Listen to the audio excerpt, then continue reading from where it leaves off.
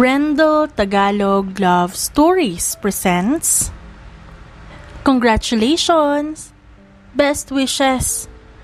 Ito lamang ang mga naririnig na bati ni Yasmin sa kanya ng mga bisitang invited sa private wedding. Nasa dressing room siya at katatapos niya lang ayusan at suotan ng magarbong wedding gown. She should be happy dahil ito ang ilan sa pinapangarap na event ng mga babae. Pero kabaliktaran nito ng nararamdaman niya. Congratulations to our bride and soon to be Mrs. Winford. Bati ng ama ni Yasmin sa kanya habang nakangisi. Samantalang siya, hindi man lang niya magawang umiti. Paano kaya naatim ng isang magulang na katulad ni Mr. Hidalgo na ipambayad utang ang sarili niyang anak? Congratulations sis, ayaw mo nun? Hindi mo na ako makikita. Pangungutya naman ng stepsister niyang si Selena. Ikaw dapat ang nasa posisyon ko at hindi ako. Bakit? Kasalanan ko bang mas may future ako kaysa sayo? Tanggapin mo na lang kung anong kapalaran mo. Huwag kang mag-alala, Yasmin. May makukuha ka rin namang hati sa perang binayad ni Winford para sayo. Wika naman ng stepmom ni Yasmin na si Lucita. Iyon na lang ang pinanghahawakan ni Yasmin. At pagkatapos nito ay magpapakalayo siya. Wala pa ang kasal pero gusto nang umatras ni Yasmin. Marami siyang nasasagap na balita na isang matandang mayaman si Winford ang ipapakasal sana kay Selena. Pero dahil tumanggi si Selena ay siya dapat ang sumalo. Kakalibing lang ng tunay niyang inasasakit na leukemia. Kaya nagluluksa pa rin siya sa nangyari. Dahil nabaon sa utang ang papa niya, kailangan nilang manghiram ng pera sa mga Winford. Pero dahil wala rin silang pambayad, kinailangan ni Yasmin na saluhin ang dapat na problema ng ama niya. Naghihintay na po ang groom sa chapel. Wika ng coordinator nang silipin siya sa dressing room. Mas lalong kumalabog ang dibdib ni Yasmin dahil kung hindi siya pupunta sa kasal, ay hindi rin siya makakabalik sa bahay nila dahil sigurado siyang hindi na siya tatanggapin. Kaya wala siyang ibang matatakbuhan ngayon. Kailangan niyang tanggapin kung ano ang kapalaran niya ngayon. Masyadong pribado ang kasal. Tanging ilang miyembro sa dalawang pamilya ang invited sa isang maliit na chapel. Pati ang suot niyang gown at sapatos ay nirentahan pa sa isang bridal shop. Paglabas ni Yasmin sa dressing room, ay dumiretso na siya sa harapan ng pinto ng chapel. Nang bumukas ang pinto, lahat ng bisita sa loob ay napasulyap kay Yasmin lalo na ang groom. She didn't want na patagalin pa ang kasal, kaya binilisan ni Yasmin ang paglalakad. Pero nang maaninag ni Yasmin na papalapit na siya sa groom, ay tila ba bumagal ang lakad niya. Teka, ang akala ko matanda na ang Winford. Tanong ni Yasmin sa kanyang isipan, hanggang sa tuluyan na siyang nakarating sa altar kung nasaan ang groom. Hanggang ngayon nagtataka pa rin siya. Malayong malayo sa sinasabi nila ang kaharap na groom. Matangkad at batang-bata pa, animoy model ng isang mamahaling men's brand sa Europe ang aura ng groom. Siguro'y may ilang taon lang agwat nila sa isa't isa. Handsome, wearing his tuxedo and smiling at her. You must be the bride? Oo. Thank you for attending the wedding. Bakit ka nagpapasalamat? I mean, sinong babae pa ba ang papayag sa arranged marriage? Besides, this is our first meeting in our wedding day. Sabay tawa ng mahina ng groom. You must be Yasmin, right? Yasmin Hidalgo. My name is Hades Winford. Your groom today. Let's be married, I guess. Pagkatapos nila Yasmin at Hades na magpalitan ng I do, ay dumiretso na sila sa reception. Isang private restaurant na malapit din sa chapel kung saan sila kinasal. Maraming regalo at mga sobrang inabot sa kanila galing sa mga bisita and receiving best wishes for them. Napansin ni Hades na hindi kumakain si Yasmin at nakatingin lang sa mga bisitang abala sa kanilang ginagawa. Napansin ni Yasmin na wala na ang pamilya niya. May problema ba? Wala naman. Hindi ka pa kumakain. Nagsisisi ka ba na kinasal ka sa akin? Nabigla si Yasmin. Hindi niya alam kung paano niya sasagutin ang tanong na yon. Don't worry. Kahit nakatira tayo sa isang bahay, wala naman akong gagawing ayaw mo o labag sa loob mo. We're just married to tide our families. Kasal tayo sa papel. And you can do whatever you want hanggang sa mag-divorce tayo. Namilog ang mga mata ni Yasmin. So you mean, yeah, hindi naman magtatagal ang kasal. We will divorce after a month or the sooner the better. Hindi maiwasan ni Yasmin na matuwa. That's a promise, Yasmin. I'll promise too that I will be a good wife to you until we divorce. Deal! Deal, Mr. Winford. Saka nakipag-shake hands si Yasmin kay Hades to seal the deal. Kumain ka na. Maraming salamat. Napanatag ang loob ni Yasmin kaya kahit papaano'y nakakain siya. After half hour, pagkatapos ng reception, ay nakauwi naman sila Yasmin sa mansyon ng mga Winford. Iilan lang ang katulong, ngunit mas marami ang bodyguard sa paligid. Hindi pa niya gaanong alam ang background ni Winford. Pero sa ayos ng bahay at laki nito, alam niyang mayaman ang napangasawa niya. Hila-hila ni Yasmin ang maleta niya pagkapasok nila sa bahay. Feel at home, Yasmin. You can do whatever you want habang andito ka. And here. Inabot ni Hades ang Amex Black Card niya kay Yasmin. Para saan to? You can use that kahit saan para hindi ka problema. Shopping or buying things, ikaw bahala. Hindi ko matatanggap yan. Pilit na binabalik ni Yasmin ang card ng binata, pero hindi ito tinanggap ni Hades pabalik. It's a gift to our wedding. Pero wala akong regalo sa'yo. Hindi ko naman kailangan, Yasmin. By the way, we need to share one room in case lang, but separate beds. I got it. Good. Iiwan muna kita because I need to do something important. Just a business meeting. Ako nang bahala. Ang katulong sa mansyon, ang tanging nag-tour kay Yasmin. Dumiretso siya sa silid nila na may 2 kama. Inayos niya ang mga gamit niya at habang nagbibihis si Yasmin, she's thinking kung anong trip ni Hades at pinakasalan siya nito pero magdi-divorce din sila. Pero kung ano man yon, at least hindi siya makukulong sa taong hindi naman niya mahal. Magiging mabait na lamang siya kay Hades dahil mabait naman ito sa kanya. Pagkatapos magligpit, ay inayos naman ni Yasmin ang wedding gown na kailangan niya pang isauli sa araw na yon. Buhat-buhat ni Yasmin na bumaba siya sa sala at nakasalubong niya ang isang katulong. Excuse me, aalis muna ako. Kung pwede pakisabi kay Hades kung babalik siya na may inasikaso na ako sa labas. Sige po, ma'am. Magdidilim na nang makarating si Yasmin sa bridal shop na nirentahan niyang gown. Sinalubong naman siya ng mataray na babae doon. Hi, ibabalik ko na sana yung gown at sapatos. Wait lang po. Inspect ko lang po bago kayo umalis at baka may mga nasira. Sige. Sure naman si Yasmin na ayos yun lahat. Ilang minuto nang bumalik ang babaeng assistant sa shop. Pasensya na po ma'am pero kailangan niyo po magbayad sa ilang damage. Lalo na po sa sapatos. What? Dati na siyang may scratch nang hiramin ko siya. Yung dulo po ng gown sa skirt may punit po. Napakunot noo si Yasmin. Teka, pero... Naisip ni Yasmin na ayaw niyang makipagtalo, lalo na't kailangan na rin niyang bumalik sa mansyon. Sige, magkano ba? That would be 25,567.35 po ang cost. Teka, parang binili ko na rin yan. Ma'am, magbabayad po ba kayo sa damage or itatawag ko ito sa owner ng shop? Baka po mas mahal ay patong niya. Lalo na't mga bagong release ng designs niya na ito. Walang ganun kalaking halagang hawak si Yasmin ngayon.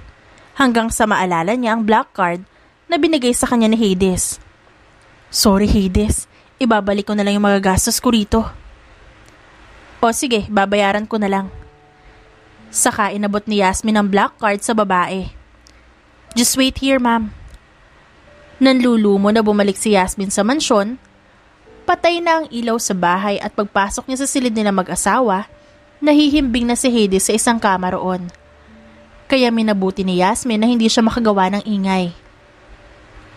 Kinabukasan, maagang nagising si Yasmin. She helped preparing the breakfast at pasalamat niya'y pumayag naman ang mga katulong na gumalaw siya sa kusina. May kailangan din siyang gawin sa araw na yon. Halos matapos na ni Yasmin ang pag-aayos ng lamesa nang makita niya si Hades. Nasaan na yung mga yaya? Bakit ikaw ang gumagawa niyan? Tumulong ako sa kanila. I don't have work to do. Kaya, I help them to prepare breakfast for you. Naiwang napatitig si Hades kay Yasmin. At sakang ngumiti na para bang hindi makapaniwala. Ang akala ko prinsesa ka sa bahay niyo, na hindi marunong gumawa sa gawaing bahay. Mukhang mali ako ah. I underestimated you, I guess. Ani Hades, saka naupo. Wala yon. At siya nga pala pinaghanda rin kita ng tsaa. Sabi nila Yaya mahilig ka raw uminom ng tea kesa sa kape. Wow, thank you. Sabayan mo na ako sa pagkain. Nakapag-almusal na ako. Pasensya na hindi ako makakasabay. Okay lang. May place ka ba dito sa bahay mo na maluwag? Like wala ako matatabig na kahit anong bagay na pwedeng masira? Para saan? Nahihiya si Yasmin na sabihin kung bakit kailangan niya ng maluwag na lugar. I need to practice. I have performance sa darating na weekend. Oh, may isang room sa taas. It's playroom but I don't think na maluwag kasi may ilang gamit na nilagay doon. Okay na sa akin yun. Maraming salamat. Iniwan ni Yasmin si Hades. Nahihiya siyang sabihin na isa siyang ballerina at hindi niya afford na mag-rent ng studio to do her practice. Nagtataka si Hades kaya pinatawag niya ang sekretary niyang si Anthony. Hey, can you check some of her background? Sino po, sir? Si Yasmin Hidalgo. Dig about her past at kung anong pinagkakaabalahan niya ngayon. Anthony came from best security company and know how to hack dahil may background siya sa military. Gamit ang tablet na hawak, madali niyang nakuha ang impormasyon na kailangan ni Hades tungkol kay Yasmin. She's a prima ballerina, sir. Napasulyap si Hades kay Anthony. Oh, that explains why she's petite. And also, she used your credit card yesterday to pay a damage payment for a wedding gown and shoes. What? Yun yung nag-appear dito, sir. I thought they bought her a gown. What's the reason?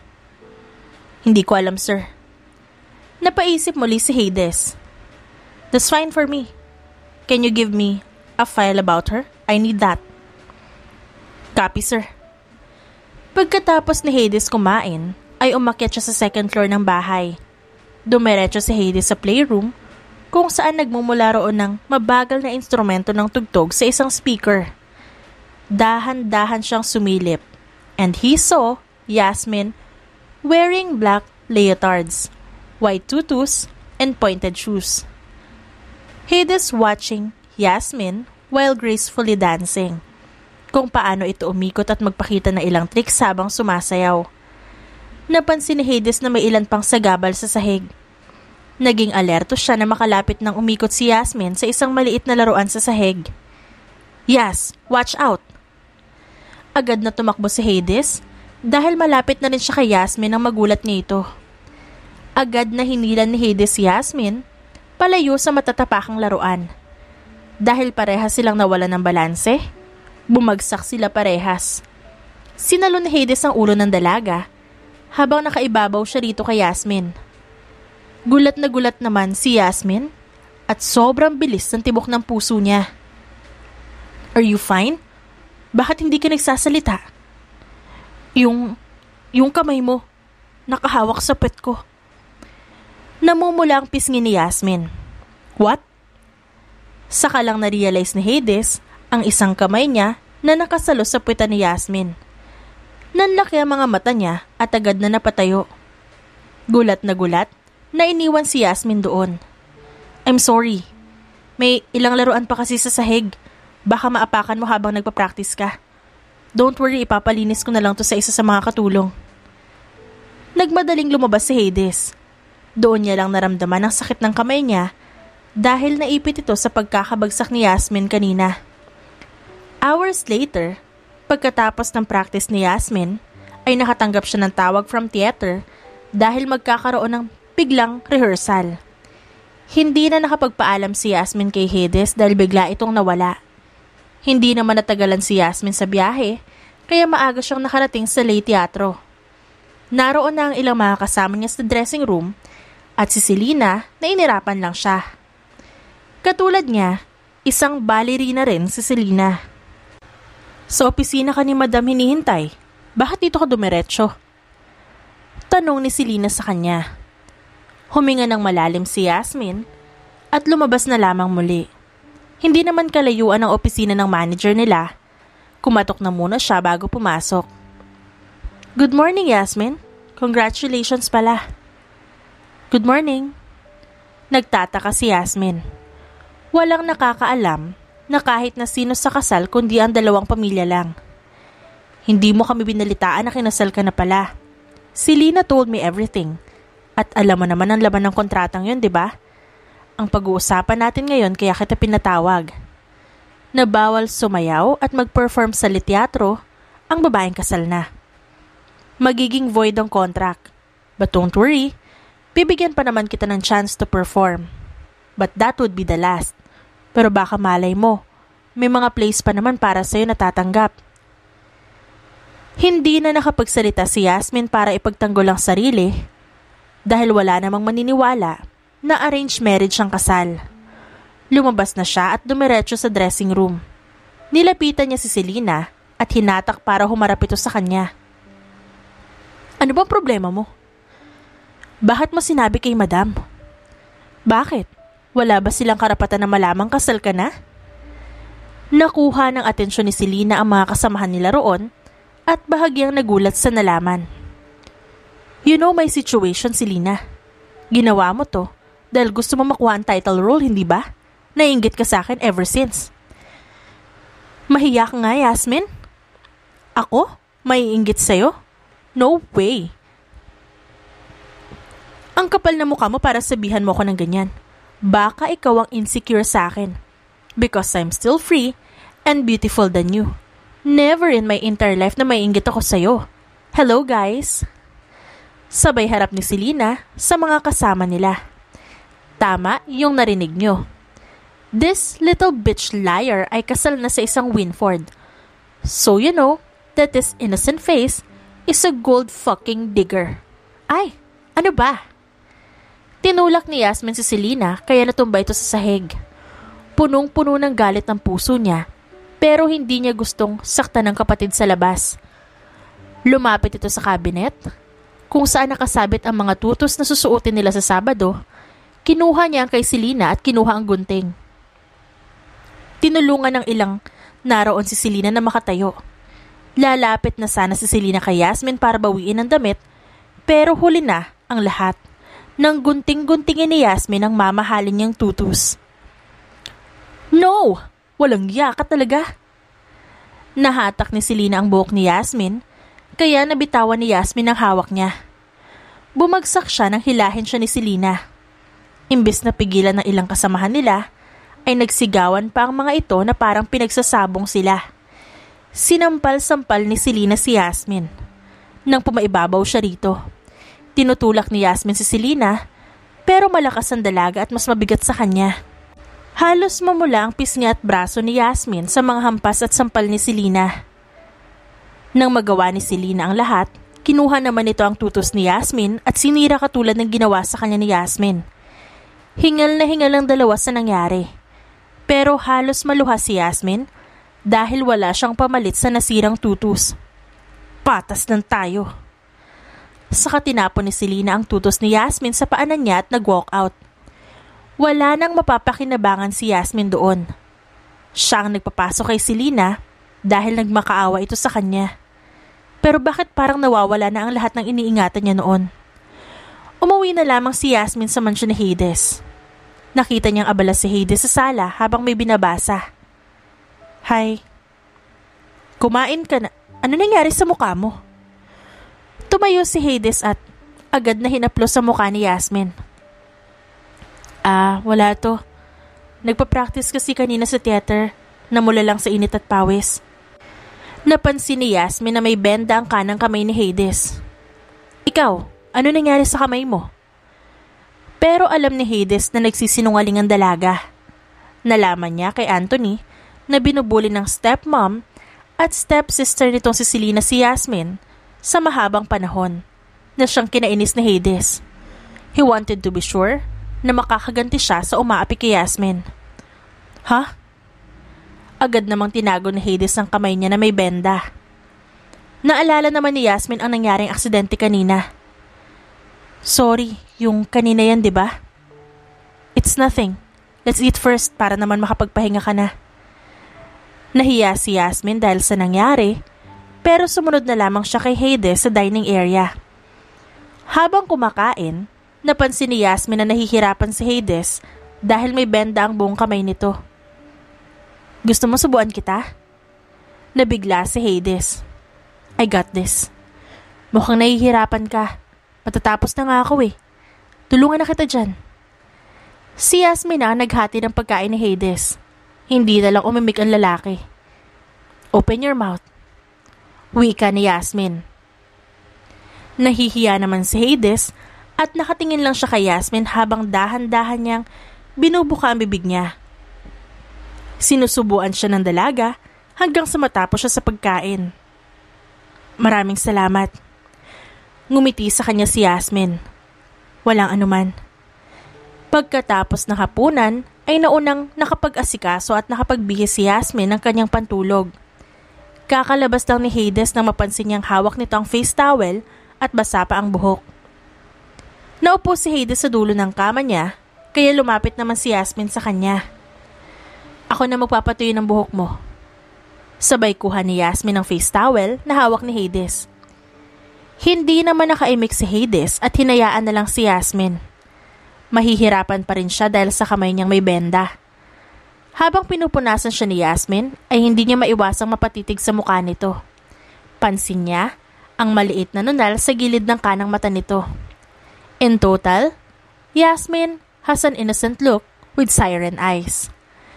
Natigilan si Hades na magtama ang mga mata nila at saka naman bumitaw si Yasmin. Okay na. Maraming salamat. Pumunta na si Yasmin sa kama niya at nagkumot. Hindi pa siya matutulog. Marami pa rin siyang iniisip kaya kinuha niya ang libro sa bedside table para antukin. Ilang minuto na siyang ganon at pansinin ni Hades dahil hindi pa rin natutulog ito. Is there a problem? Wala naman. I know you have deep thoughts. Pwede ka naman mag-share. Baka malay mo antukin ako sa kwento mo. Hindi alam ni Yasmin kung paano niya sasabihin kay Hades na kailangan niya ng tutus. Nilingon niya si Hades at nakatingin din ito sa kanya kanina pa. Naghihintay sa sasabihin niya. Can I use your credit card? Ha? Bakit mo tinatanong sa akin? Sabi ko sa'yo you can use it whenever you want. Kailangan ko kasing bumili ng tutus para sa performance ko sa Saturday. Huwag ka mag-alala, babayaran ko. At sana rin makapanood ka. Sure, why not? But Hades has a better idea. Salamat. Ngumiti si Yasmin sa kanya na nagpangiti rin sa kanya. Nagising si Yasmin na wala na si Hades sa kama. Kaya nag-asikaso na lamang siya. Makalipas ng 1 oras ay bumaba na rin siya sa sala. Bahagya siyang nagulat na may mga bisita roon na kinakausap sa Hades. Pagbaba niya ay napasulyap ang mga ito. Good morning, wifey. Namula ang pisngi ni Yasmin sa batis sa kanya ni Hades. Good morning. Lumapit naman si Hades kay Yasmin at mas lalong nabigla si Yasmin nang hapitin siya nito sa bewang. Sorry, we need to pretend in front of them. Pasimpleng bulong ni Hades. It's fine. Wifey, sila yung gagawa ng tutus mo for Saturday. They can rush that and they're one of the best. What? Yes, for you. Whatever designs you like and colors, your choice. Hindi pa rin makaimik si Yasmin sa gulat, saka siya binitawan ni Hades. Kayo na pong bahala sa kanya. Dito na po, Mrs. Winford. Nakatanaw lang si Yasmin kay Hades hanggang sa makapasok ito sa dining room. Nung umagang din yun, ay imbes na pumasok agad si Hades sa opisina, ay dumiretso siya sa teatro at alam niyang wala pa si Yasmin. May ilang nagkagulo na dumating siya, pero may pamilyar na babaeng lumapit sa kanya. Hi, Mr. Winford. Kamusta na kayo? Mukhang hindi mo kasama si Yasmin. Todo pa cute pa si Selena kay Hades na siyang ikinairita ng binata. Hahawakan sana ni Selena si Hades nang agad umiwas ang lalaki. I just want to give you some reminders, Selena. Selena, di ba ang pangalan mo? Yes. Yes. May kaunting inggit si Selena na ganito kayaman at kagwapo ang isang Hades Winford. Kung alam niya lang, hindi na sana siya umatras sa kasal. Ayokong idikit mo ang palad mo sa asawa ko, kahit na kailan. Excuse me? Napataas ang isang kilay ni Selena. I know what you did to Yasmin. Napangisi naman si Selena. So, nagsumbong ang magaling mong asawa. Bakit hindi mo tanungin kung sino ang nag-umpisa? Hindi niya kailangan magsumbong para malaman ko. I have my ways, kaya I'm giving you a warning. Ang lakas ng loob mo para pagbintangan ako, Mr. Winford. Total bagay naman talaga siya sa'yo. You're not perfect as you are. Criminal? Anong sinabi mo? Kriminal ka. Tignan lang natin kung hanggang saan ka kapag nalaman ni Yasmin ang tunay mong pagkatao o kung sino ka talaga. Naiwang nakatayo roon si Hades at nag-aalala. Paano nga kung malaman ni Yasmin ang tinatago niyang sikreto? Kung sakaling malaman nga ni Yasmin ang sikreto niya, mamahalin pa rin kaya siya nito? Makalipas ang ilang araw ay dumating din ang pinakahihintay ni Yasmin.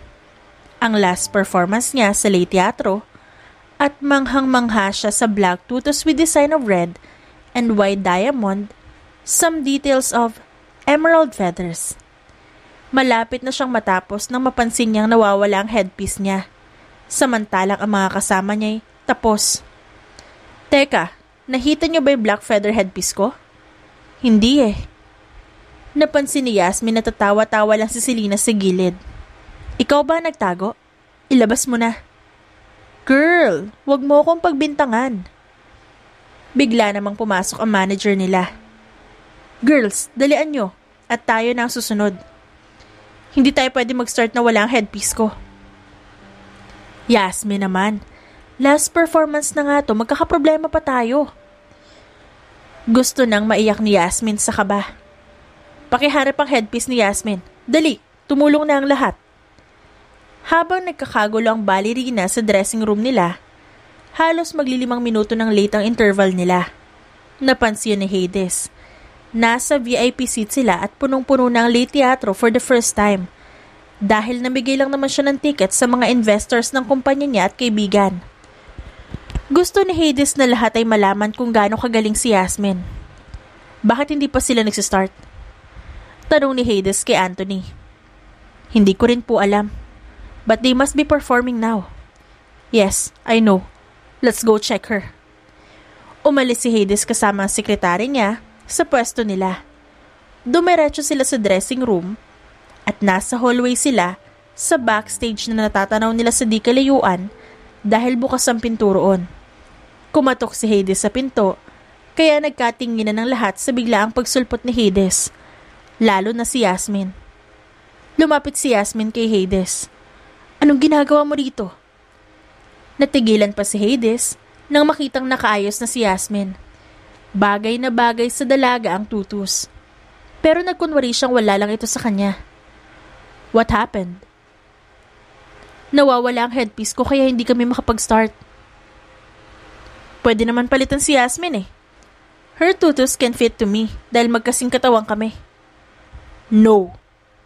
Agad na sagot ni Hades na kinagulat ni Selena. Yes, we need to start now, Mr. Winford. Pasensya na po. Anthony, paycheck please. Inabot ni Anthony kay Hades ang paycheck, saka pinirmahan ni Hades at inabot naman sa manager nila Yasmin. Is that right amount of money to pay para makapaghintay na makuha ng asawa ko yung headpiece niya? Hades? Saway ni Yasmin pero hindi naman nagpatinag si Hades. Of course. Performance will wait. Good, Anthony. Magtawag ka ng pwedeng maghatid ng bagong headpiece kay Yasmin. Yes, sir. Agad na tumawag si Anthony nang makakatulong sa problema nila. Thank you, Hades. No problem. Maghintay ka lang dito para sa bago mong headpiece. Everything will be okay. Ilang minuto lang ang nakalipas ay dumating na ang bagong headpiece ni Yasmin. Nang maikabit ito sa ulo niya, bumalik naman sila Hades sa pwesto nila. Hindi naman maiwasan ni Selena na mainis. Nag-umpisa ang performance nila Yasmin at hindi nawala ang mga mata ni Hades sa kanya sa buong performance nito hanggang sa matapos. Isang malakas na palakpakan ang binigay nila sa performance nila lalo na kay Yasmin. At may ilang audience na nagbato ng bulaklak para kay Yasmin. Dumiretso si Hades sa backstage para abutan si Yasmin ng bulaklak. Pero hindi inaakala ni Hades na makakatanggap siya ng mahigpit na yakap mula sa dalaga. Gulat na gulat pa siya pero dahan-dahan siyang yumakap pabalik. Maraming salamat. Thank you for supporting my last dance. Ano? Kumala sa pagkakayakap si Hades habang gulat na gulat sa huling sinabi ni Yasmin. What do you mean last dance? It is in the contract. Only single women can perform as ballerina sa lay teatro. No, you can still dance. I can talk to her. Wag na. Umuwi na lang tayo, pagod na ako. It's a good thing kasi hindi ko na kailangan i-maintain ang diet ko. Ngumiti si Yasmin, pero pansin ni Hades ang lungkot sa mga mata nito. Yeah, let's go. Pagkatapos ni Yasmin na mag-asikaso ay dumiretso na siya sa kotse kung saan naghihintay si Hades. Hindi pa rin mawala ang lungkot niya, kaya binigay niya ng buong puso sa last dance niya dahil hindi niya alam kung kailan ulit siya makakabalik. Nasa loob sila ng sasakyan at tahimik lang siya. Napansin niyo ni Hades. Where do you want to eat? Naisip ni Yasmin ang pagkaing matagal na niyang gustong kainin. Gusto kong kumain ng garlic chicken, glass noodles, sushi, black forest cake, and iced tea. Yeah, it could be a celebration. But in the next day, you can still maintain your diet. Hindi ito ang huling sayaw mo, Yasmin. Ako na ang nagsasabi sa'yo. Huminto ang kotse nila Hades sa isang Korean food market kung saan naroon ang lahat ng gustong kainin ni Yasmin. Pero biglang bumuhos ang ulan. Bababa na sana si Yasmin nang hawakan ni Hades ang kamay nito para pigilan. Wait, umuulan. Utusan na lang natin si Manong na bumili ng gusto mo. And then dito natin kakainin. 'Di ba? Bawal na nababasa ang buhok ng isang balerina. Alagaan mo ang sarili mo. Sobra-sobra na ang concern na binibigay ni Hades kay Yasmin na siyang kinatuwa nito. Nang malaman ni Hades na isang prima balerina si Yasmin, inaral niya ang mga bagay na pwede at bawal kay Yasmin. Why are you so good to me, Hades? Natigilan si Hades sa tanong ni Yasmin sa kanya. Nothing. I just want to help you. Are you sure? Yeah. We're husband and wife. So for a while, mararanasan mo na maging mabuting asawa ako sa'yo. Hades doesn't want to tell Yasmin of what was the true reason. Pagkatapos kumain doon, kahit papaano'y gumaan ang pakiramdam ni Yasmin. Ilang oras din ang binyahe nila pauwi sa mansyon. Nang makapag-park, ay pinigilan ni Yasmin si Hades na bumaba. Bakit? Nag-aalalang tanong ni Hades kay Yasmin. Hindi ko alam kung paano kita babayaran sa lahat ng utang ko. Lalo na yung mga tulong mo sa akin.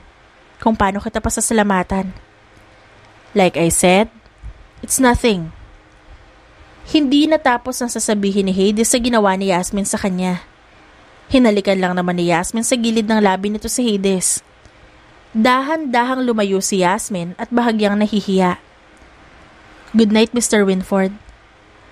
Naunang bumaba si Yasmin sa kotse at dumiretso sa loob. Napahawak si Hades sa tuhod na tila ba nanghihina sa nangyari. Ang bilis ng tibok ng puso niya. Mabuti na lamang, hindi nakita ni Yasmin ang pamumula ng pisngi niya at pagkatulala.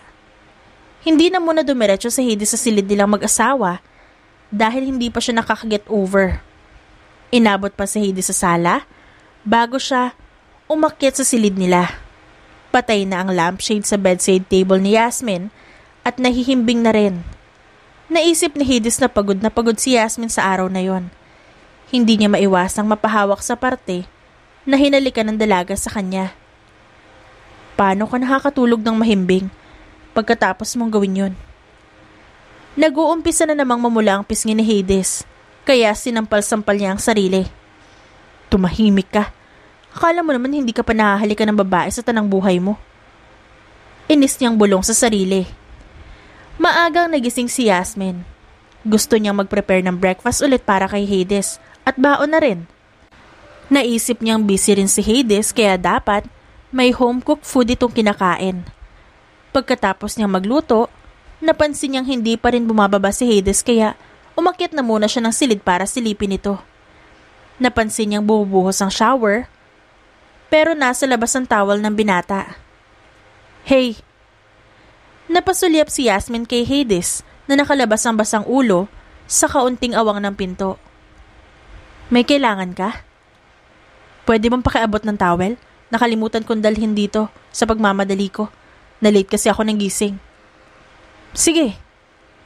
Muling pinasok ni Hades ang ulo niya at tanging isang kamay lamang ang nilabas.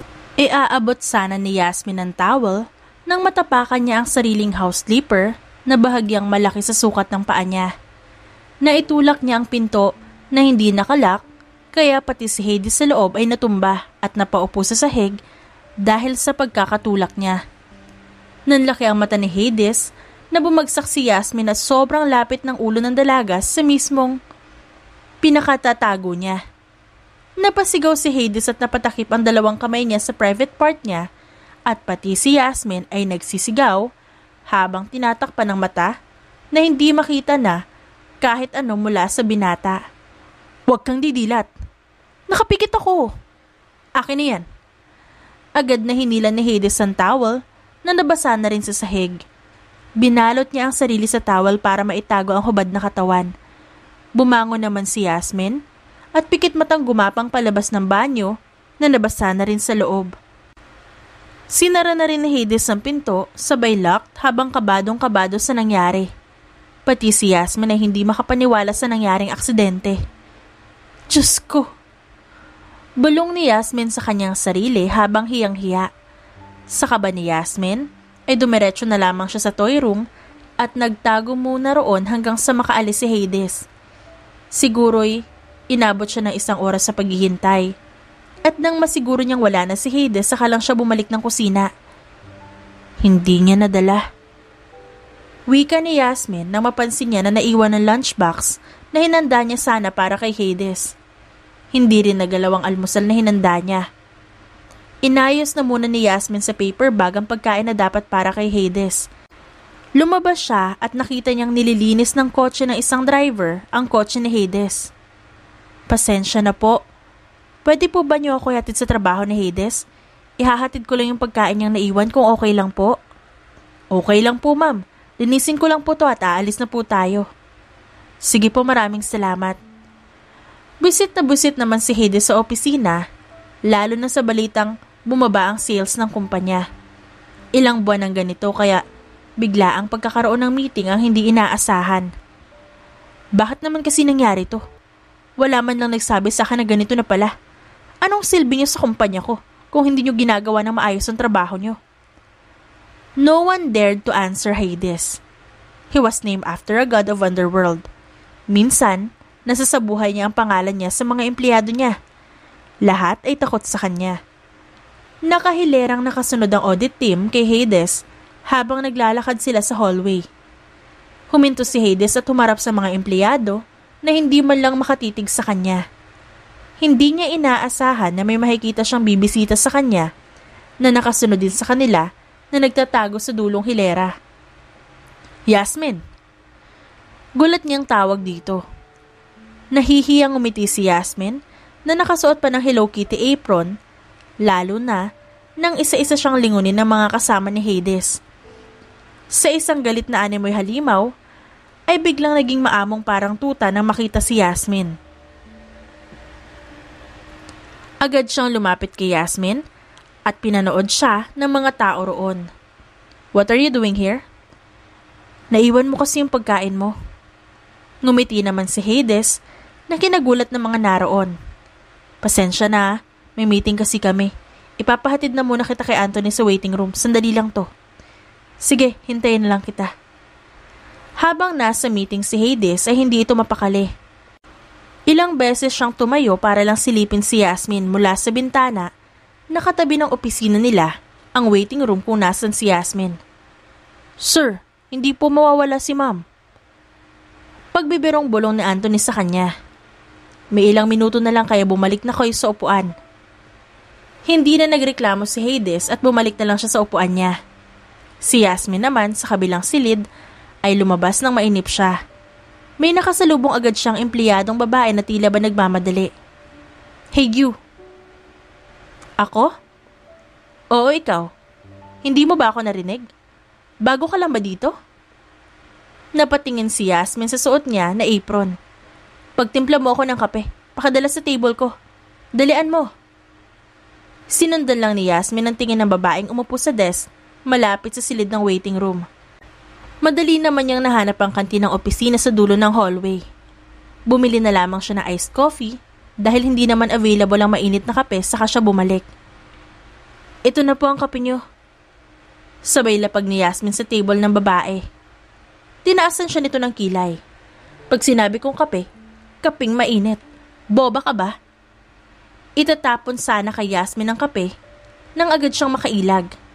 Alam niyang matatamaan siya pero napadilat siya ng may magsigawan sa paligid niya. Nanlaki ang mga mata ni Yasmin nang makitang sinalo ni Hades ang kaping itatapon dapat sa kanya. Basang-basa ang muka at suot ni Hades. "Hades? Sir, sorry po." Makikita sa mata ng empleyado ang takot sa mukha niya, lalo na ang mga empleyadong nakakita sa nangyari. Dahil alam nila kung anong mangyayari sa babae. "Who told you na utusan ng asawa ko na pagbilhan ka ng kape?" "Sir, pasensya na po. Misunderstanding lang po ang nangyari. Hindi ko po alam na asawa niyo siya." "Bakit kung di ko siya asawa? Ganyan ka ba umasta sa tingin mong mababa sa'yo? You're fired." "Sir, wag po please." Hades, wala naman siyang kasalanan. Humarap si Hades kay Yasmin at muli naman itong nag-alala sa kanya. "Okay ka lang ba? Ikaw ang basang-basa tapos ako ang tatanungin mo. May pangpalit ka ba? Let's go." Kinuha ni Hades ang kamay ni Yasmin at hinila patungo sa opisina. "Hades, give her another chance. Hindi naman niya sinasadya." "Hindi sinasadya, pero tatapunan kanya ng kape." "Hades, listen to me." Napabuntong hininga si Hades at humarap kay Yasmin. "Huwag mong dadaanin ng init ng ulo ang desisyon mo. Pakalmahin mo muna ang sarili mo and then decide. Ako lang nagpagulo. Pero wala akong intensyon na guluhin ka rito. Dinala ko lang yung pagkain mo kasi napansin kong hindi ka rin nag-almusal kaya mainit ang ulo mo." Hades can't resist Yasmin. "Hindi ka panggulo. I was glad you're here. Fine, I won't fire her." "Thank you. Kailangan mo ba ng bagong damit?" Kinuha ni Yasmin ang panyo niya at saka pinunasan ang mukha ni Hades. Nakatingin lang si Hades kay Yasmin. "Meron akong extra sa opisina ko. Don't worry. You can go home and thank you for the food." Makalipas ang 1 oras na makaalis si Yasmin sa opisina ni Hades, tulala pa rin ang lalaki sa harapan ng pagkain na inihanda sa kanya ng dalaga. At kanina pa nakangiti na parang baliw. "Sir." Mabilis na sinara ni Hades ang baunan nang biglang pumasok si Anthony na may dalang mga papel. "What do you want? You're interrupting something." Bumalik sa pagiging seryoso si Hades. "Are you joining to their board meeting lunch?" "No, hindi ako sasama. My wife prepared my lunch, so dito lang ako." "Okay po, I'll let them know, sir." "Good, thank you." Nang umalis si Anthony, ay muling binuksan ulit ni Hades ang bento lunch niya. Tila ba akala mo'y walang nangyaring konting gulo kanina dahil kay Yasmin. Si Yasmin naman ay habang nasa biyahe pa uwi, nakatanggap siya ng tawag mula sa unknown number. Hello? This is Yasmin Hidalgo Winford speaking. Sino po sila? Hi, good day to you. Miss Yasmin, this is the Art Show Palace. We've seen your last performance from Le Teatro. We heard that you end your contract with them, and we came to talk to you that we want you in the ballerina team as the prima ballerina. Nanlaki ang mga mata ni Yasmin sa gulat sa nalaman niya. Is this true? Yes, madam. If you have free time today, you can go to our office so we can talk some information you need to know. Because we would love to give you 10 years contract. Yes, I will come. Just wait for me. Good to hear that, madam. We will wait. Thank you and have a great day. Hindi pa rin makapaniwala si Yasmin at tila ba maiiyak siya sa tuwa. Dumating ang gabi at masayang pinaghanda ni Yasmin si Hades. Ilang sandali lang at dumating naman ito. Dumiretso naman si Hades sa dining area dahil alam ni Hades na andun si Yasmin. Salamat sa lunch. Naubos ko siya. Parang batang pinagmamalaki ni Hades ng lunchbox sa kanila pagsalamesa. Naamoy naman niya ang luto ni Yasmin. Tatawa-tawa naman si Yasmin. I need to tell you something kaya maupo ka na. I know you're tired. Nakaramdam ng kaba si Hades. I'll dance again. Yung Art Show Palace, tumawag sila kanina and they interviewed me. I will sign the contract tomorrow at magsastart na ako to practice. You're right. I will still dance. Yeah, sabi sa'yo eh. Congratulations. I want to celebrate it to you but I need to wake up early tomorrow. I have business trip for 2 days kaya hindi kita masasamahan. It's fine. Don't worry. Tutulungan kita sa pagpack ng gamit mo para sa trip mo. Pagkatapos nga ng hapunan, ay nagtulungan ng dalawa na maayos ang dadalhin ni Hades. Pagkatapos nun ay natulog na sila. Nagising si Yasmin kinaumagahan, wala na ang lalaki sa kama nito at ang maletang dadalhin. Somehow, nalungkot si Yasmin na wala si Hades. Sa umagang iyon nang magising siya. Napangiti naman siya ng maalala na makakapag-perform uli siya as ballerina. Nagayak na si Yasmin, hinanda ang kailangan niya, nag-almusal at nagpahatid sa The Art Show Palace. Hello, good morning. Todo bati si Yasmin pagkapasok niya sa loob pero ningiti at bati pabalik sa kanya na makakasama ay wala lamang gumawa. Iniisip lamang ni Yasmin na naninibago ang mga ito dahil baguhan siya. Dumiretso na lamang si Yasmin sa opisina. Good morning, Mrs. Winford. Maupo ka. Thank you. Do you have anything? Or do you want anything? Drinks? Okay na po ako. Pakihintay lang sandali at dadalhin na rito ang contracts. By the way, we're glad na pumayag ka and we're very excited. Last week, Mr. Winford has a big part to Palace because he is a big shareholder and sponsor here. Nalaman namin na asawa mo pala si Mr. Hades Winford. Kaya naisip namin na bakit hindi ka namin kunin sa aming team? Natigilan si Yasmin sa nalaman niya. Nawala ang excitement niya, pero pinilit pa rin niya. Gusto namin ibalita na ikaw ang gusto namin gumanap sa Black Swan para sa susunod na buwan. You will be great. Hindi po ba mas okay kung ibibigay siya sa mas matagal sa akin dito? No, it's fine. Para sa iyo ang role na yon. Natapos ang contract signing at tinuro kay Yasmin ang magiging dressing room at nang makaalis ang manager ng The Palace, nagsialisa naman ang mga naroon. Naiwan ang isang kapwa niya ballerina. Hi, ako nga pala si Yasmin Winford. What's your name? Hindi sumagot ang babae.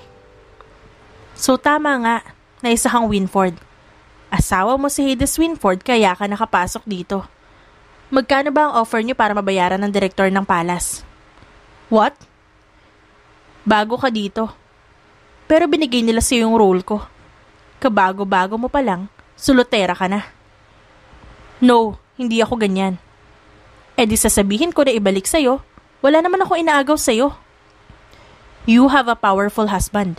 Imposibleng wala kang maagaw. Lumabas na ang babae at naiwang tulala si Yasmin sa loob ng dressing room.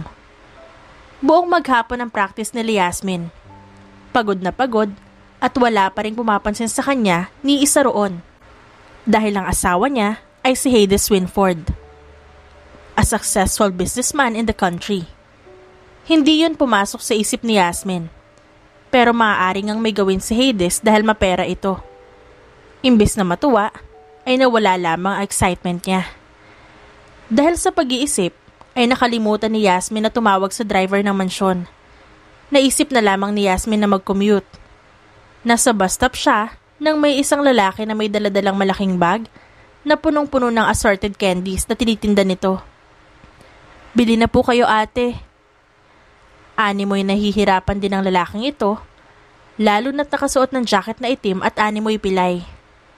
"Sige, pabili ako ng 5. Sabay labas ni Yasmin ang wallet niya. Alerto ang lalaki dahil nang ilabas ni Yasmin ang wallet, ay agad niya itong hinablot kay Yasmin at tumakbo habang iniwan ang dala nitong paninda. Humabol si Yasmin. "Magnanakaw! Tulong!" Unang pumasok sa isip ni Yasmin ang black card ni Hades na pinahiram sa kanya. Kaya hindi yun pwedeng mawala. Nahabol ni Yasmin ang lalaki at hinawakan niya ito sa ulo para sa bunutan. "Lintik! Aray ko!" Sigaw ng lalaki at saka tinulak si Yasmin kaya bumagsak ito sa kalsada. Hindi pa roon tapos. Sinipa niya pa si Yasmin sa kanang mata nito. Napahiga si Yasmin at nawala ng malay dahil sa nangyari. Nagising si Yasmin makalipas ng 3 oras. Masakit ang kanang mata niya at hindi makadilat ng maayos. "Kumusta na po kayo?"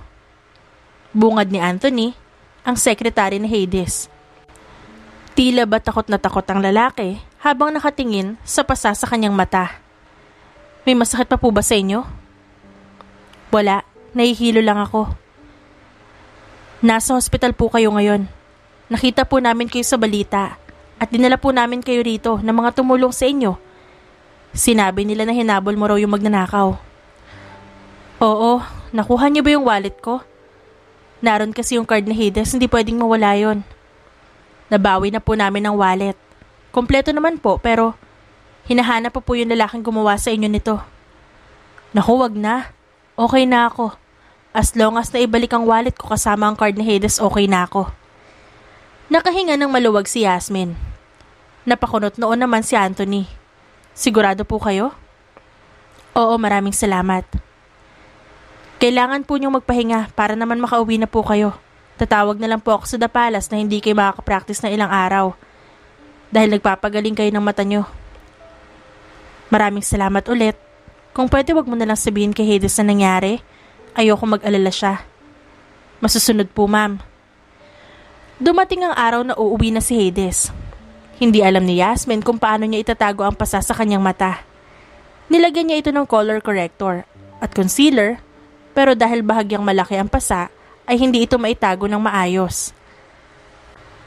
Kaya kinuha niya ang sunglasses niya na pares naman sa summer dress outfit niyang yellow. Pagbaba ni Yasmin, nakita niyang binaba mula sa kotse ang malalaking box na dala ni Hades. Pumasok naman si Hades sa mansyon at ang unang napansin, ang sunglass na suot ni Yasmin. Summer na ba? Bagay ba? "Why are you wearing that inside our house?" "Wala naman. Mukhang marami kang dala. Kumain ka na ba? Ipaghahanda kita." Gumilid si Yasmin kaya agad napansin ni Hades ang siwang sa sunglass na suot niya. Naroon ang namumulang parte sa gilid ng mata ni Yasmin. Agad na lumapit si Hades at hinubad ang sunglass na suot nito. Nagulat pa ito sa ginawa ni Hades. Tatakpan niya ito sana nang hawakan ni Hades ang kamay niya. "What happened to you?" Agad na nakaisip si Yasmin ng dahilan. "Yung practice namin, na-aksidente kasi ako. Tumama yung mata ko dahil sa tricks na ginawa namin." Natigilan si Yasmin nang hawakan ni Hades ang magkabilang pisngi niya. "Masakit ba?" Oo. Pero dinala naman ako sa ospital. Maraming salamat kay Anthony. Nakabantay naman siya." Dahan-dahang nilapit ni Hades sa mukha niya kay Yasmin. Ang akala ni Yasmin ay hahalikan siya nito, pero ipinikit na lamang niya ang matang may pasa nang bigyan siya ng maliit na halik ni Hades. At saka lumayo, nahawak pa rin ang mukha niya. At ramdam na ramdam ni Yasmin ang bilis ng tibok ng kanyang puso. Mag-iingat ka sa susunod. Tumango na lamang si Yasmin bilang sagot kay Hades. Iniwan ni Hades si Yasmin dahil imbis na dumiretso sa kumpanya ay sa police station siya papunta. Anthony told everything to him, kaya alam niya nagsisinungaling si Yasmin sa kanya. Nakita na ba? Yes, sir. Nasa presinto na po. Pinapanood ni Hades ang footage ng pangyayari, lalo na nang sipain si Yasmin sa mata. Gigil ni gigil si Hades, kaya halos masira niya ang hawak na tablet kung saan niya nakita ang video ng pananakit kay Yasmin. Magsisisi siyang sinipa niya ang asawa ko. Hindi lang paa ang mawawala sa kanya kundi buong pagkatao niya. Bulong ni Hades. Habang nasa bahay naman si Yasmin, hindi niya maiwasang makaramdam ng kaba at nang makatanggap siya ng tawag na agad naman niyang sinagot. Hello po, Yasmin speaking. Good day, this is PO1 Sanders speaking. Nahuli na po namin ang suspect sa nangyaring nakawan po. Maaari po kayong pumunta sa presinto para po makonfirm namin kung siya talaga. Ganun po ba? Sige po at maraming salamat. Hindi na naman siya nagsampa ng kaso, kaya gulat siya na nahanap ang magnanakaw na yon. Agad na gumayak si Yasmin at nagpahatid sa nasabing presinto. Makalipas ng 1 oras na biyahe ay hindi pa rin nawawala ang kaba ni Yasmin. Pagpasok niya ay napansin niya ang ilang bodyguard na pamilyar sa kanya. May naririnig din siyang ingay. Walang yaka? Sinong nagsabing saktan mo ang asawa ko? Mr. Winford, tama na po. Baka kayo po ang kasuhan. Nagmamadaling pumasok si Yasmin sa loob. Gulong-gulo ang presinto. Binalibag ni Hades patayo ang lalaki na duguan ng ulong, saka sinandal sa cabinet doon na bakal. Gulat na gulat si Yasmin kung paano magalit si Hades, na para bang papatay ng tao. Tama na yan, wika ni Yasmin. Pero walang naririnig si Hades. Kung may chance lang ako, baka. Susuntukin na sana ni Hades ang lalaki nang agad na yumakap si Yasmin sa kanyang likuran. Kaya natigil ang kamao niya sa ere. Tama na yan, please. Nanginginig si Yasmin sa takot habang mahigpit pa rin ang yakap sa lalaki. Please, umuwi na tayo. Hinila naman ng mga pulis ang suspect para ilayo kay Hades. Pagkatapos ng insidente, ay naging tahimik ang dalawa sa biyahe hanggang sa makauwi. Tiningnan muna ni Yasmin ang binata bago ito bumaba ng kotse, pagkaparada nito sa loob ng compound ng mansyon. Saka naman sumunod si Hades. Bakit hindi ka nagsabi agad ng totoong nangyari? You don't need to lie about it. Humarap si Yasmin kay Hades. Ayoko mag-alala ka. Hindi mo naman kailangang isipin ako araw-araw o oras-oras. But you're my wife. Hindi ba masama na mag-alala ako sa'yo? So, I can do anything about it? Huminga ng malalim si Yasmin. Hindi mo naman kailangan gawin lahat porket mag-asawa tayo. Mag-asawa tayo sa papel. And you don't have feelings for me. Isa pa, I would like you to know na aalis na ako sa The Palace. Napakunot ang noon ni Hades. And why? Because you pulled tricks under your sleeves. Bumili ka ng shares ng company para kunin nila ako, hindi ba? Hindi sumagot si Hades. Ginawa mo yun para tulungan ako? Maraming salamat. Pero hindi nila ako nakikita as a great performer. Kundi ang tingin nila sa akin ay asawa ni Hades Winford, kaya ako nakapasok doon. Bakit? Kapag ba hindi ko yun ginawa, may tatanggap ba sa'yo? Yun na nga yung problema eh. Pinapamukha mo sa akin na wala nang tatanggap sa akin sa ginawa mo. At dinaan mo pa talaga sa pera. You don't know how they look at me. And not just my talent. It's because your money. Gusto ko lang naman tumulong. Pues hindi ka nakatulong, Hades. Napahiya ako dahil sa pera mo. Ang dami ko ng utang na loob sa'yo kaya wag mo nang dagdagan pa. Hindi ko alam kung paano ko babayaran yan dahil wala akong pera sa ngayon. So aalis ka sa The Palace. Ibig sabihin parang sinayang mo na rin yung effort ko na makapasok ka doon. Sinusumbatan mo ba ako sa ginawa mo? No. Shit. That's enough. Pagod ako sa biyahe, Yasmin. Saka na tayo mag-usap pag malamig na rin ang utak mo. Unang tumalikod si Hades at umakyat sa second floor. Sinundan lang ito ng tingin ni Yasmin. Suddenly, she felt guilty. Tama nga naman na pagod ang binata at nagrereklamo pa siya na parang bata. Tinulungan pa siya nito na mahuli ang suspect sa nangyari sa kanya at hindi man lang niya nagawang magpasalamat. She wanted to say sorry pero hindi niya alam kung paano. Dumating ang hapunan na hindi pa rin bumababa si Hades. Kaya kumaing mag-isa si Yasmin dahil ayaw niyang istorbohin ng asawa. Hanggang sa inabot na ng oras ng pahinga. Wala sa kama nito si Hades at hindi alam ni Yasmin kung saan ito nagpapahinga. Tila ba may kulang? Kinabukasan ay wala na si Hades. Ganon ang cycle nila mag-asawa, lalo na ni Hades na umiiwas kay Yasmin na magpakita. Lumipas ang ilang araw na ganon pa rin, kaya hindi na maatim ni Yasmin. Papasok na sana siya na makita si Hades na papasok sa kabilang silid. Hades. Ngunit hindi siya pinansin ng asawa nang tawagin siya nito. Pursigido si Yasmin na mag-uusap sila ni Hades bago matapos ang gabi. Kamuntik pang maipit si Yasmin nang agad niyang maiharang ang tsinelas niya sa pinto, kaya hindi nasara ni Hades agad. Pinakatitigan lang ni Hades si Yasmin. Mag-uusap tayo. Magpahinga ka na, Yasmin. Sorry. Natigilan si Hades pero nakatalikod pa rin siya kay Yasmin. I'm really sorry. Please talk to me. Hindi naman matiis ni Hades si Yasmin. Sa katunayan niyan, ay bago siya umalis at tulog pa si Yasmin, ay sumisilip siya rito. Dahan-dahang humarap si Hades kay Yasmin. With soft look to her. I know you're mad at me.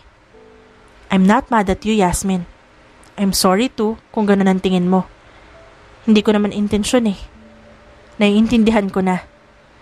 I want to thank you for all your effort. Nagiging selfish lang ako. Ngumiti si Hades kay Yasmin. Pahinga ka muna. Hindi ka ba matutulog sa kwarto natin? May tinatapos pa ako. Dito na muna ako matutulog. Pwede bang dito na lang ako makitulog? What? Nabigla si Hades. Hindi niya alam kung tatanggihan ba niya si Yasmin. Okay lang, but isa lang ang kama na nandito. Bahagyang tinulak ni Yasmin si Hades para makapasok sila ng silid. We can share one bed. Are you sure? Yep. Nakita ni Yasmin ang ilang gamit ng pangbabae na dala ni Hades. Pasalubong ko sana yan lahat. Bumili rin ako ng bagong tuto sa France para marami kang pagpipilian. Di ko lang maabot sa'yo kasi baka hindi mo ako kausapin. Hindi natapos ang sasabihin ni Hades nang halikan siya ni Yasmin sa labi. Nakadilat lang siya habang magkadikit pa rin ang labi nila. Yasmin doesn't know how to say thank you. Kasi hindi niya rin alam kung hanggang saang pasasalamat ang gagawin niya sa mga effort ni Hades sa kanya.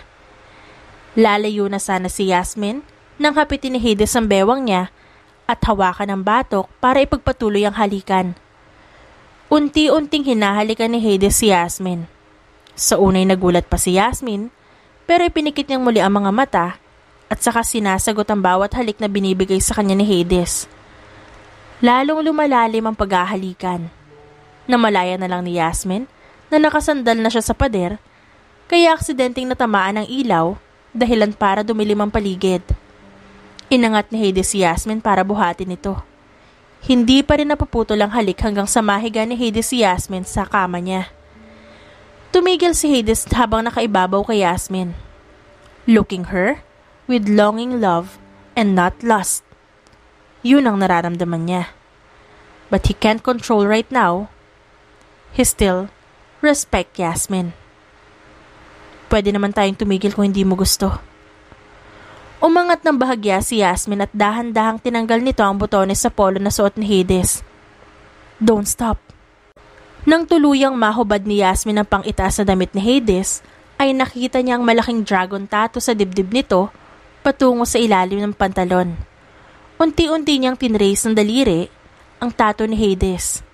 Hindi makapagpigil si Hades ay muli niyang hinalikan si Yasmin habang nanggigigil ang dalawang kamay sa magkabilang hita ni Yasmin. They kiss, and then they become one that night. Nagising si Yasmin na may ngiti sa kanyang labi. Nakatago ang hubad niyang katawan sa ilalim ng kumot. Tatayo na sana si Yasmin nang bumukas ang pinto at pumasok si Hades na may dalang tray para sa almusal ni Yasmin. Bahagya pa siyang nahiya. Good morning, darling. Breakfast in bed? Thank you. Akala ko pumasok ka na. Hatid kita sa The Palace bago ako papasok. Pero, aalis ka ba talaga sa The Palace? Please don't. Bakit? Hindi na rin nahiya si Yasmin sa ayos niya. Lalo na't nakita na rin ni Hades ang buong katawan niya. Pero nakahawak pa rin siya sa kumot habang tinatago ang katawan doon. Alam ko, you feel useless and talentless sa ginawa ko. But believe me, I can give you the world para lang makita nila kung gaano ka kagaling. You deserve to be in there. Sa The Palace, ipakita mo kung gaano ka kagaling para malaman nila na may ibubuga ka kaysa sa pera ko. I want to see you perform until my last breath, Yasmin. Salamat. Sige, ipagpapatuloy ko kasi sinusuportahan mo ko. I'm your partner, right? We're a team. So I'm always here to support you. Kaya kumain ka na. Makalipas ng 5 oras, ay hinatid ni Hades si Yasmin sa The Palace. Nagulat pa ang ilang kasamahan ni Yasmin na makita si Hades. Thank you. Aniya, saka nagpaalam si Yasmin kay Hades bago umalis.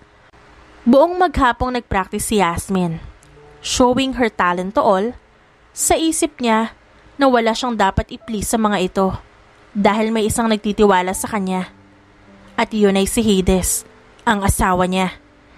Natapos ang practice, paglabas niya na establishment, nakita niya si Hades na naghihintay doon imbes na ang driver niya mismo. Bahagyang nagulat si Yasmin at dumiretso kay Hades. You're here.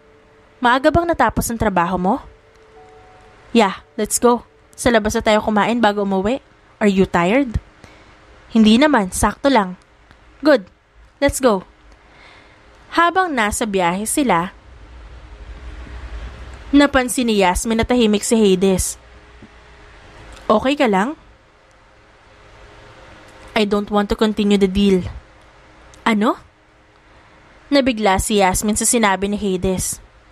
Hininto ni Hades ang kotse sa gilid ng kalsada at saka tiningnan si Yasmin. Nag-aalala si Yasmin na tila biglaan ata ito. Did I do something wrong para magbago ang desisyon mo? No. I just want to be this real. I want to marry you again and make it real, Yasmin. Mas kinagulat ni Yasmin ang sinabi ni Hades. Gusto kita. You're that one person na sumugal sa arranged marriage kahit alam mong hindi mo ako kilala. I want to continue this. Not just a deal, but a real one relationship. I don't know if you like that, but I'll wait to your answer. Yes. Hindi inaasahan ni Hades na papayag si Yasmin. I love you, Hades, and I will. Hindi alam ni Yasmin kung gaano kasaya si Hades sa nararamdaman niya ngayon. Agad na lumapit si Hades kay Yasmin at hinalikan niya ito ng buong puso. Thank you and I love you too. Saka ipinatong ni Hades ang noo niya kay Yasmin to cherish that moment. Dumating ang araw ng first performance ni Yasmin sa The Art Show Palace. Palakpakan ng lahat ng manonood nang matapos ni Yasmin ang first act sa performance nila. Pagpasok ni Yasmin sa backstage kung nasan si Hades, ay nabigla pa ito na abutan siya ng bulaklak. Maraming salamat. For you, my dear. Bakit sila andito? Bahagyang nagulat si Yasmin nang makita sila si Lina, ang papa niya at stepmom niya. I invited them so they can see her performance. Don't worry, they will be fine. Yasmin felt uneasy nang makita ang mga ito lalo na si Selena. Hindi niya gustong makita ang pamilyang umabandon na sa kanya para makapagbayad ng utang, pero hinayaan na lamang ni Yasmin ang effort na ginawa ni Hades sa kanya. After the small get-together, ay dumiretso sila sa mamahaling restaurant and usual na si Hades na naman ang nag-prepare for them. Ang galing-galing talaga ng anak ko. Wika ng stepmom ni Yasmin. I heard kaya lang naman nakapag-perform si Yasmin doon kasi daw malaki raw ang share mo sa The Palace. Nangingibabaw ang inggit ni Selena. Yes, that's the truth. At para makita nila ang talent ng asawa ko. Magaling talaga siya. Kung pwede nga bilhin ng The Palace para kay Yasmin, I will do that. Natigilan si Selena at umilom na lamang ng champagne. You look good together, ah. Bagay na bagay talaga kayo. By the way, I would like to know kung kamusta naman ang buhay mo ngayon. Pagkatapos mo makulong ng 2 taon. Wika ng stepmom ni Yasmin. What? Nabigla si Yasmin at napasulyap kay Hades na nabigla rin. Hindi pa nasasabi ni Hades ang ilan sa mga sikreto niya kay Yasmin. Natatakot siya na baka iwan siya ng asawa. Oh, hindi mo alam na yung asawa mo ay isang ex-convict? Dagdag pa nito. Oh, I forgot. Dapat pala si Hades ang nagsasabi sa'yo niyan. Mukhang hindi pa pala. Pangungutya sa boses ng stepmom. Will you stop? You don't know him. Nandito ba kayo para ipahiya siya? Tumayo si Hades. At hindi niya alam talaga ang sasabihin kay Yasmin. Lumabas ito ng restaurant. Hades. Pero hindi lumingon ang asawa kay Yasmin. Binalingan niya ang dating pamilya. Ang kapal ng mukha niyo. Pagkatapos niyo ako ibenta para pambayad ng utang, tapos gaganunin niyo si Hades? Ang kapal din ng mukha mo para ipahiya kami. Yasmin, tandaan mo ex-convict ang asawa mo. Huwag mong ipagmalaki sa amin ng pera at yaman niyo na para bang galing sa malinis na gawain yan. Ah! Shit! How dare you! Hindi pinatapos ni Yasmin si Selena nang buhusan nito ng wine sa muka. Gulat na gulat ang ama at ina nito. Hindi kita pinalaki na ganyan, Yasmin. Saway ng ama niya sa kanya. Oo, mabuti nga hindi ikaw ang nagpalaki sa akin. Kung buhay pa si mama, hindi ganito magiging buhay ko. Bastos kang bata ka. Kayo ang bastos at hindi ako. Wala nang pakialam si Yasmin kung pagtinginan siya ng mga tao roon. Wala na ako sa pamamahay niyo, kaya malayo na ako. Wala na akong pakialam sa akin. Pero ang bastusin niyo ang asawa ko pagkatapos yung pagsawaan ng perang pinambayad niya sa inyo dahil sa akin. Grabe, sana masunog kayo sa impyerno. Saka naman nag-walk out si Yasmin, nagulong-gulo pa rin sa nangyari. Nakangisi naman si Selena at ang ina niya. That's the plan.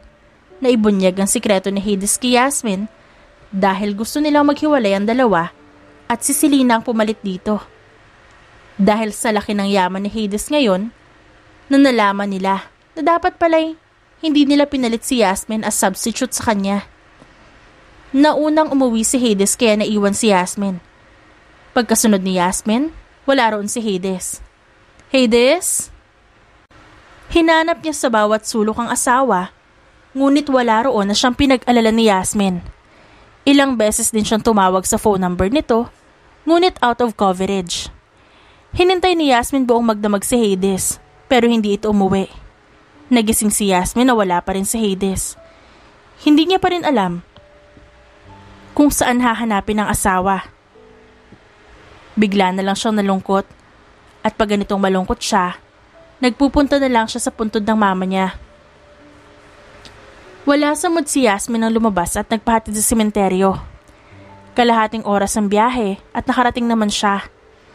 Didiretso sana si Yasmin sa libingan ng ina nang mapansin niya isang lalaki na nakahiga sa katabi ng libingan at napansin ni Yasmin na para bang kaparehas yun ang damit ni Hades kagabi. Hades? Dahan-dahang lumapit si Yasmin sa lalaking nakahiga at pagtanaw niya na makalapit siya ay hindi nga siya nagkamali. Hades! Hades, gumising ka. Anong ginagawa mo rito? Naalimpungatan si Hades at nabigla pa nang makita si Yasmin. What are you doing here? Ikaw, dito ka ba natulog?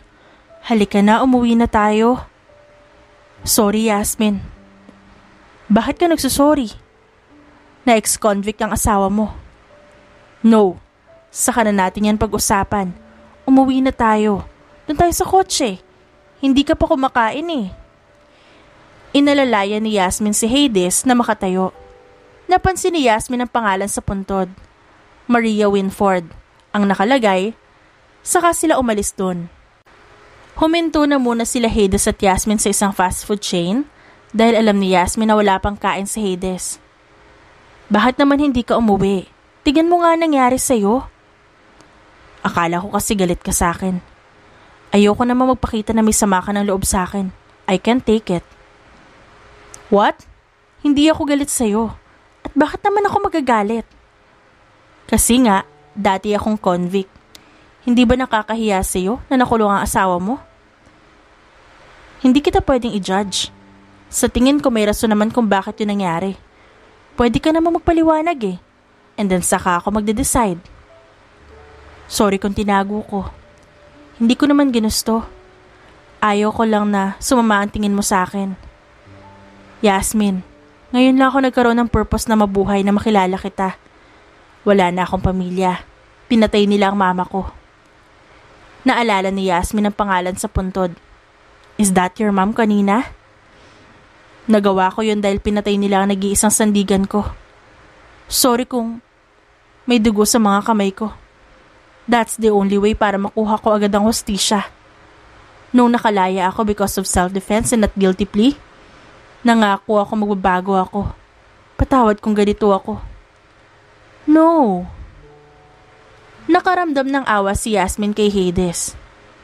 Lumapit si Yasmin kay Hades para yakapin ito at itago ang naluluhang muka. Naiintindihan kita. Don't worry, I won't leave you. I'm always here. Like you said, we're team. I'm your partner. Nang makauwi sila sa mansyon, ay tahimik lang si Hades hanggang sa magabi. Inayos ni Yasmin ang kama nito. Yasmin waited for him hanggang sa matapos ang shower nito at saka naupo sa dulo ng kama. Halika nga rito. Si Yasmin na mismo ang nagpatuyo sa buhok ng lalaki. Huwag mo nang gagawin ulit yun ha. Pinag-alala mo ko. Kung may problema tayo, dapat pinag-uusapan natin yan bilang mag-asawa. And then we make solution. Lahat ng tao pwedeng magbago. Naniniwala ako dun. Huwag mong ikulong ang sarili mo sa nakaraan. Humarap si Hades kay Yasmin kaya tumigil na muna ito sa pagpapatayo ng kanyang buhok. I'm sorry again. No, it's fine. Inayos ni Hades ang buhok ni Yasmin at tinitigan ito sa mga mata. Will you marry me again, Yasmin? Hindi ako handa, but I can buy you a ring. Kinuha ni Yasmin ang kamay ni Hades. Yes, I will marry you again and again and again. Hades kissed Yasmin na puno ng pagmamahal at dahan-dahang hiniga sa kama si Yasmin habang hindi napuputol ang halikan nilang dalawa. 3 months after, they said I do again to each other. Excited silang lumabas ng simbahan suot ang pinakamahabang gown ni Yasmin na inspired sa madalas niyang suoting tutus. Pinaulanan sila ng white petals, maraming bumabate. For Hades' eyes, si Yasmin ang pinakamaganda sa araw na yon. Iniisip niya kung gaano siya kaswerte. Marami ring invited sa kasal. Mga kilalang personalidad. Naroon din ang pamilya ni Yasmin na nagsorry din sa nangyari nitong nakaraang buwan. Hindi man maibabalik ni Yasmin ang dating pamilya, pero alam niyang magkakaroon siya ng tunay na pamilya kasama si Hades, na pinagpapasalamat naman ni Yasmin. Hades is really proud na pinakasalan siya ulit ni Yasmin. Ipinagmamalaki niya iyon sa lahat. Kahit sa ang simbahan, ay papakasalan niya ito at kahit ilang beses pa. Thank you. Bulong ni Hades kay Yasmin. I love you, my love. I love you too, Hades. Lahat ng bagay at pagkakataon ay may right time. Para kila Hades at Yasmin, ito ang right time nila para ipagpatuloy ang pagmamahal para sa isa't isa ng walang pag-aalinlangan. For both of them, there is really a sunshine after the rain. At makalipas ang 1 buwan, maagang gumising si Yasmin at nahihimbing pa si Hades sa kama nang umalis siya. Dumiretso siya sa banyo nun at nakatitig pa rin siya sa pregnancy kit na hawak niya. May 2 pulang linya doon. Napakagat si Yasmin sa kuko niya at iniisip na mukhang seryosong bagay ito. Lumabas si Yasmin at muling bumalik sa kama. Naramdaman ni Hades ang presensya niya kaya yumakap ito sa kanya. Humiga sa tiyan niya. Huwag mong gawing una ng sikmura ko at mabigat ang ulo mo. Kaya lumayo si Hades at nahiga ng maayos. Bakit naman umagang-umaga at mainit agad ang ulo mo? Mukhang hindi ako makaka-perform ng 9 na buwan sa The Palace. Nagising si Hades at tiningnan si Yasmin kung nagbibiro ito. Why? Is there a problem? Bakit hindi ka nasasayaw? Inabot ni Yasmin kay Hades ang kit at hindi naman inosente si Hades para hindi maintindihan ang resulta. Gulat na sinulyapan niya si Yasmin. Is this really? Are you pregnant? Nawala ang pag-aalala ni Hades at napangiti. Mukha ba ako nagbibiro? No, I'm just proud. I love you, Yasmin. Hinalik-halikan ni Hades si Yasmin. Tila ba nawala ang inis ng babae sa kanyang asawa? I'm sorry if hindi ka makaka-perform muna for 9 months. We need to take care of you. We need best doctors para mabantayan ka. Ako ang maghahanap ng doktor para sa'yo at bawal ang lalaki. Why? Nothing. Gusto ko lang babae ang titingin at hawak sa'yo. Just to be sure. Nang umagang iyon, ay maaliwalas at masayang pumasok si Hades sa opisina at dala ang kit na binigay sa kanya ni Yasmin. Wow! Simula nang maikasal ka kay Yasmin, hindi na nawala yung ngiti sa labi mo Yes, lalo na ngayon. Pinagmayabang ni Hades ang 2 pulang linya sa pregnancy kit ni Yasmin. I will be a father soon. Kaya need mo maghanap ng best doctor at gynecologist para sa asawa ko. Babae ang kukunin mo. Why in special request? Siyempre, kailangan din ng party for this kind of celebration. Mag-order ka rin ng snack sa buong kumpanya para sa mga empleyado ko. Yes, got it, sir. Hades was excited, imagining himself na may isa o ilang anak kasama si Yasmin. Walang kasing saya ang nararamdaman niya. Lalo na't kahit may maitim siyang nakaraan, ay nagawa pa rin siyang huwag iwan ni Yasmin. Kaya gagawin niya ang lahat para kay Yasmin. Because Yasmin trusted him so much. The end. At dyan nagtatapos ang ating kwentong pinamagatang The Ex-Convict Billionaire's Instant Wife. Written by C.M. Esguerra. Dearest friends and avid listeners, don't forget to like our videos and subscribe to our channel for more wonderful stories. Mula sa aming main channel, Randall Tagalog Love Stories, and for our second channel, Miss R Stories, lubos po naming pinasasalamatan ang inyong suporta at pagtangkilik sa aming mga likang istorya. Ingat po kayong lahat and have a good day everyone. Paalam!